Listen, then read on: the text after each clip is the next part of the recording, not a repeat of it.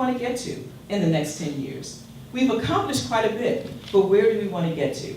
What is it that you want to see here in Arkansas? And in what ways should we collectively, as the Winthrop Rockefeller Foundation, actually as Rock Nation, as the Winthrop Rockefeller Nation, what is it that the WRF Nation needs to do to make that change here in Arkansas? We do not want to do a plan that is steeped in where we are right now. We actually want to create a strategy that propels us forward. If you've heard that the poverty rate in Arkansas is very high, just stand up. And by the way, this is not a question of whether or not you believe these things. It's just a question of whether or not you've heard these things, right?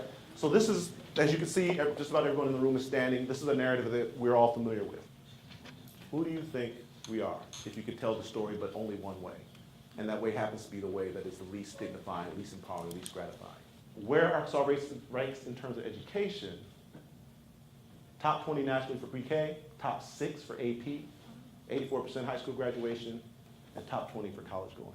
Whatever it is that people are striving to do, if you're one of those and you encounter an obstacle, then people see that you're number one worthy and number two facing sort of an underdog situation. If you do figure out a way to help people who are hungry for an education to overcome obstacles and achieve their dreams, why wouldn't people invest more in that?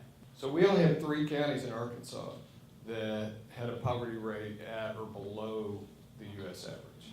So this is a map where there's a lot of dark green for Arkansas because the poverty rates are higher in so many. There's a big problem that people don't sit in circles with the people whose problems they're trying to transform and change and learn and co-create solutions.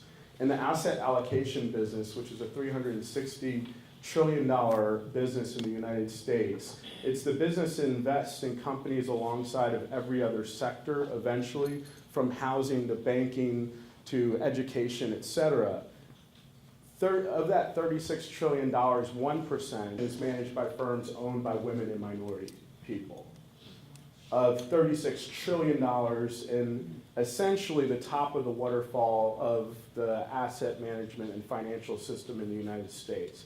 And that number, if it were to be evenly distributed and look like the complexion of the United States, it would be around $17 trillion.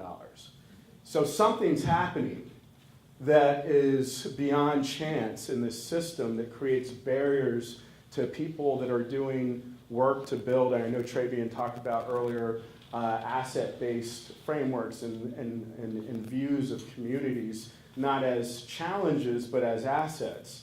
Futurism is important because it helps us anticipate what's going to happen 5 years, 10 years, 50 years from now for our communities, so that we can start to match those curves rather than something happening, us trying to develop a solution, and then by the time we develop that solution, there's a new problem that we should be dealing with.